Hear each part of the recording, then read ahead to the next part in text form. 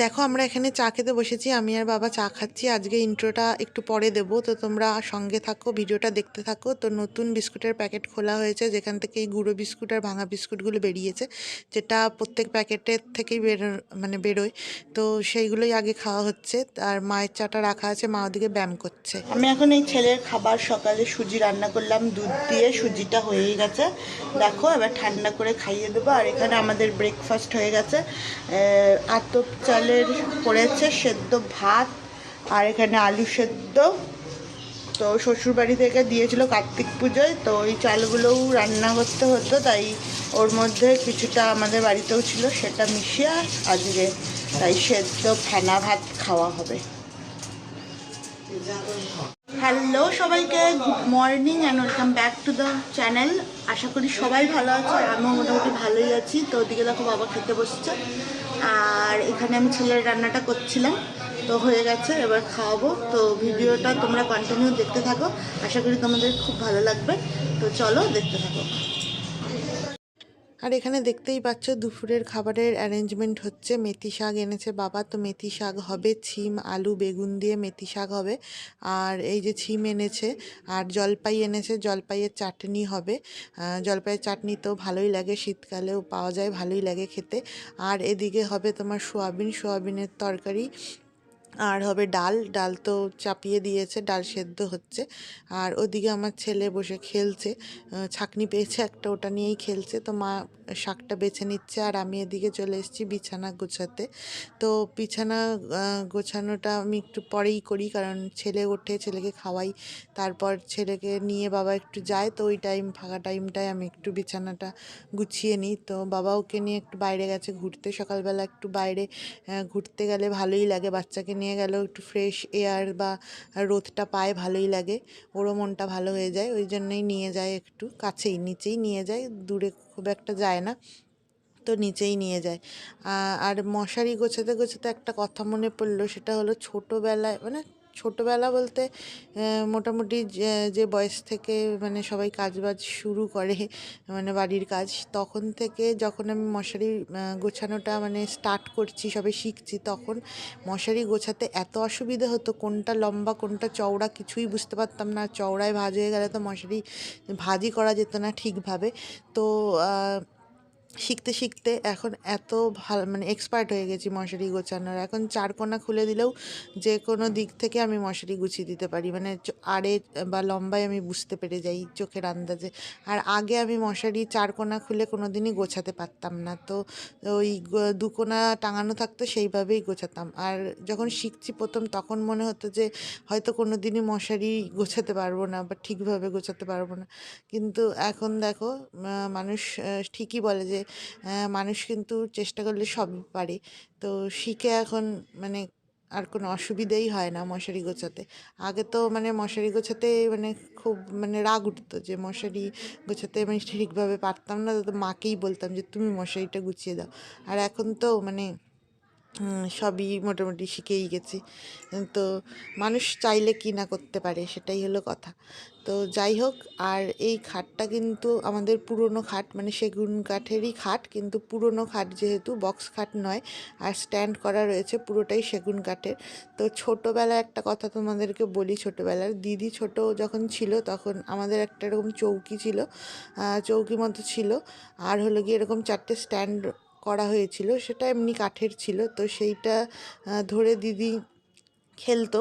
তো সেটা ধরে ঝুলতে গিয়ে ওই স্ট্যান্ডটা একটা ভেঙে যায়, এই আরের স্ট্যান্ডগুলো যেটা, ওটা ধরে ঝুলতে গেছিলো, তো ওটা ভেঙে গেছিলো। যাই হোক, তখন বাবা বলছিল যে সেগুন কাঠের এবার বানাবো, যা বানাবো, না হলে তোরা ভেঙে যাবে। তো এবার সেগুন কাঠের বানিয়েছি, নে তোরা কত লাফাবি লাফা, তো আর ভাঙবে না। তো সেটাই কথা। আর এখানে দেখো আমি রান্নাঘরে চলে এসেছি, দুধ নিয়ে নিয়েছি, দুধটা জাল দিচ্ছি, আর ওদিকে ছেলের রান্নাটা হচ্ছে, সবজি সেদ্ধ, ডাল দিয়ে সবজি সেদ্ধ হচ্ছে, আর দুধটা দেখো উতলে যাচ্ছে। আর হলো গিয়ে সেই জন্য কমিয়ে দিলাম। আর একটা কথাই আছে যে অনেকে বলে যে হে ভগবান কত দিলি, দেখিয়ে নিলি, মানে দুধটা যেহেতু উতলায় তখন মনে হয় অনেকটা, কিন্তু যখন তারপর সেটা কমে যায়, সেটা অনেকটাই কমে যায়। সেটাই কথার কথা সবাই বলে। তো সেরকমই মানুষের জীবনেও কিন্তু সুখের সময় বা আনন্দের সময়টা ক্ষণিকের জন্যই আসে বা খুব সহজেই সেটা পার হয়ে যায়, চলে যায়। আর দুঃখের সময়টাই মনে হয় বেশি থাকে, কিন্তু অনেকে দুঃখের সময়টা পার করতে গিয়ে ভেঙে পড়ে বা মনে হয় যে দুঃখের সময়টা অনেক বড়, সেটা কাটতে চায় না, আর সুখের সময়টা সহজেই কেটে যায়। কিন্তু আমরা যদি ধৈর্য ধরি দুঃখের সময়, তাহলে কিন্তু দুঃখের পরেই সুখ মানে আমাদের অপেক্ষা করে থাকে। তো যাই হোক, প্রসঙ্গে বলি যে যেমন আমার হাজব্যান্ড মানে 25 দিনের ছুটিতে এসেছিল, তো যাওয়া আসা মিলে 2 দিন কমিয়ে ধরলে 23 দিন ছিল এখানে। তো 23 দিন কিভাবে চলে গেল সেটা তো মানে বুঝতেই পারলাম না, খুব সহজেই 23 দিন পার হয়ে গেল। আর এখন দেখো মনে হচ্ছে এক একটা দিন মানে কষ্ট করে পার হচ্ছে, পার হতে চায় না। ও অবশ্য বলেছে তাড়াতাড়ি চলে আসবে 2 মাসের মধ্যে, কিন্তু এই 2 মাসই মনে হচ্ছে 2 বছরের সমান, প্রত্যেকবার তাই মনে হয়। প্রথম প্রথম তো অতটা অসুবিধে হয় না, ঠিকই লাগে 1 মাস, প্রথম 1 মাস।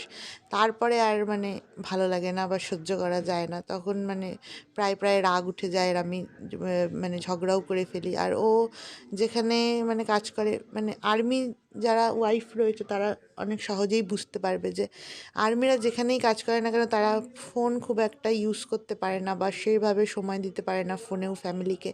তাদের অনেক কাজ থাকে, ফোনও ঠিকভাবে করতে পারে না। সে একটা সময় কি দুটো সময় ফোন করলো, তাও সেই সময় অনেক সময় কাজ চলে আসে, মানে প্রায় কথা হয় না বললেই চলে। তো সেইভাবেই দিন কাটাতে হয়। তাই দূরটা দেখে ভাবছিলাম যে মানুষের জীবনটাও ঠিক একই রকম, যে সুখের সময়টা খুব সহজে চলে যায়, কিন্তু দুঃখের সময়টা কাটতে চায় না। তো যাই হোক, আমাদের সুখ দুঃখ মিলিয়েই বেঁচে থাকতে হবে জীবনে, আর এগিয়ে যেতে হবে, কারণ জীবন তো থেমে থাকে না কারোরই, সবারই জীবন চলে আর জীবন চালাতেও হয়। তো যাই হোক, আমি এখানে একটু শাকটা বানাতে বসে গেছি। আর শাক বা অনেক দিন পর বানাচ্ছি, মানে অনেক দিন বলতে অনেক বছর, কারণ প্রেগনেন্সি, তারপরে ছোট বাচ্চা, আমি তো মানে রান্নাঘরের দিকেই আসতে পারতাম না, আর বানানো তো দূরের কথা, কিছুই করতে পারতাম না। তো এখন একটু ছেলে বড় হয়েছে, যাই হোক হামাগুড়ি দেয়, মানে নিজের মতো একটু খেলে, সেই জন্য আমি একটু মানে সময় পাই বা মায়ের একটু হেল্প করে দিতে পারি। তো ওই জন্যে একটু শাকটা বানাচ্ছি অনেক দিন পর, ভালোই লাগছে, একটু অসুবিধাও হচ্ছিল অনেক দিন পর যেহেতু বানাতে বসেছি। হঠাৎ করে দেখো কারেন্টও চলে গেল, আবার কিছু মানে বেশিক্ষণ ছিল না, 10 সেকেন্ড মতো ছিল, তারপরে আবার দেখো কারেন্টটা চলে আসবে এক্ষুনি। আর নিচটা আমি আগেই মুছে নিয়েছিলাম, যেহেতু শাক বানাচ্ছি নিচে পড়বে, তো ওই জন্যে নিচটা মুছে নিয়েছিলাম, নিচ থেকে তুলে কুচি কুচি করে বানাচ্ছি। মা অবশ্য বলেছিল অত কুচি করতে হবে না, যেরকম পারিস কর মোটামুটি করে দে। তো আমি সেই জন্যে মানে করছি, তো কুচি করারই চেষ্টা করছি আমি যতটা পেরেছি। তো এখন আমি মানে বটি থেকেও কেচে নিচ্ছি, আর নিচে যেটুকু পড়েছে সেটুকু তুলে নিচ্ছি। তো তোমরা ভিডিওটা দেখতে থাকো। আর তোমাদের কেমন কি লাগছে ভিডিও, তোমরা অবশ্যই কমেন্ট করবে। কমেন্ট না করলে কিন্তু আমি বুঝতে পারছি না যে কোথায় আমার ভুল হচ্ছে বা ত্রুটি থাকছে, বা কোথায় আমার ঠিক হচ্ছে, বা আমি কোন পার্টটা ভালো করছি বা কোন পার্টটা করতে পারছি না।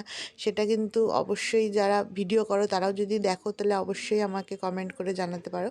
তো দেখো আমার শাক কাটা মোটামুটি কমপ্লিট হয়ে গেছে, মোটামুটি যতটুকু পেরেছি কুচি করেছি। তো দেখো আমি ছাদে এসেছি জামা কাপড় মেলতে, মেলা হয়েও গেছে। তো স্নানটা একটু দেরি করে হলো আজকে। তো এখন বাজে মোটামুটি 2:10 মতো। তো জামা কাপড় শুকাবে কি না জানি না, কারণ এখন তো খুব বেশি বেলা থাকে না, বেলা প্রায় চলেই যাচ্ছে। তাও মেলে দিলাম, হালকা তো হবে সেইভাবে মেলে দিলাম। তো আমারও কিছু জামা কাপড় ছিল, তো সেখানে তো নিচে হতো না, বাবা মাও মেলেছিল। তো আমি ওই জন্য ছাদেই সব নিয়ে চলে আসলাম, আর মেলাও হয়ে গেছে। আর এখন ঘরে গিয়ে লাঞ্চ করব। তো তোমরা ভিডিওটা দেখতে থাকো। চলে এসেছি, ছাদ থেকে চলে এসেছি, আর আজকে কাছাকাছি বেশি ছিল যার জন্য একটু দেরি হয়ে গেল। তো কিছুই করার নেই, বাচ্চা কাচ্চা থাকলে একটু দেরি হবেই, তো ওকে সামলে টামলে সব কাজ করতে হয়। যাই হোক, এখন তো তাও পারি, আগে তো একদমই সময় পেতাম না। তো যাই হোক, চলো এবার লাঞ্চটা সেরে নিই, আর তোমরা ভিডিওটা কন্টিনিউ দেখতে থাকো। বিকেলে কি খাবো সেই জন্যে মানে ভেবে না পেয়ে একটু রান্নাঘরে আসলাম। তো ভাবলাম কি খাওয়া যায়, তো প্রথমে দেখো আলুটা ছুলছি, আলুটাকে আমি সেদ্ধ করব কেটে কিউবভাবে কাটবো, কেটে লবণ দিয়ে সেদ্ধ করব। আর কেন সেদ্ধ করছি সেটা তোমরা ভিডিওটা কন্টিনিউ দেখলেই বুঝতে পারবে। দুটো আলু আমি এখানে ছুলে নিচ্ছি, দুটো আলু কেটে দুটো আলুই আমি এখানে সেদ্ধ করে নেব। তো তোমরা প্লিজ ভিডিওটা কন্টিনিউ কিন্তু দেখতে থাকো। এবার আমি আলুগুলোকে দেখো চৌকো চৌকো আকারে কেটে নেব, মানে কিউব আকারে কেটে নেব। তো দুটো আলুর জন্য আর বটি নামালাম না, চাকু দিয়েই কেটে নিচ্ছি। তো চাকু দিয়ে সুবিধা হয় আমার, তো চাকু দিয়েই কেটে নিচ্ছি। তো তোমরা ভিডিওটা কন্টিনিউ দেখতে থাকো, কিভাবে কি করছি তোমরা ভিডিওটা দেখলেই কিন্তু বুঝতে পারবে। তো চলো দেখতে থাকো। এই বাটিটাতেই আমি আলুগুলো সেদ্ধ করব, তাই বাটিটাতে আলুগুলো তুলে নিচ্ছি। তুলে নিয়ে খুব ভালোভাবে আলুগুলোকে আমি ধুয়ে নেব জলে, 2-3 বার ভালো করে আলুগুলোকে ধুয়ে নেব। তো আলুগুলোকে ভালো করে ধোয়ার পর আমি এই বাটিতেই, মানে আমরা যেই জলে রান্না করি, ট্যাঙ্কির জলে আমরা মানে রান্না করি না, নিচ থেকে জল নিয়ে আসি। তোমরা জানোই, আগের ভিডিও দেখলে তোমরা জানবে তো কোথা থেকে আমরা জল নিয়ে আসি, টাইম কলের জল। তো সেই জল দিয়ে আমি এই বাটিটাতেই কিন্তু আলুগুলোকে চাপিয়ে দেব। তো আলুগুলোকে এবার চাপিয়ে দিলাম, লবণ দিয়ে দিয়েছি যাতে আলুগুলো ভালোভাবে সেদ্ধ হয়, আলুগুলোর মধ্যে লবণও ঢুকে যায়। তো হয়ে গেছে আলু সেদ্ধ। এবার মুড়ি নিয়ে নিয়েছি, মুড়ির মধ্যে তেল, লঙ্কা, আলু সেদ্ধ, তারপর বিট লবণ আর জিরে গুঁড়ো দিয়েছি। এবার চানাচুর দিয়ে মাখিয়ে নিয়েছি। আর দেখে তো খুবই মানে আমার জিভে জল চলে আসছিলো, লোভনীয় লাগছিলো দেখতে। তো তোমরা কে কে এইভাবে মুড়ি খাও আমাকে কমেন্ট করে জানাবে। খুবই কিন্তু ভালো হয়েছিল খেতে। তো আজকের মতো এখানেই শেষ করছি।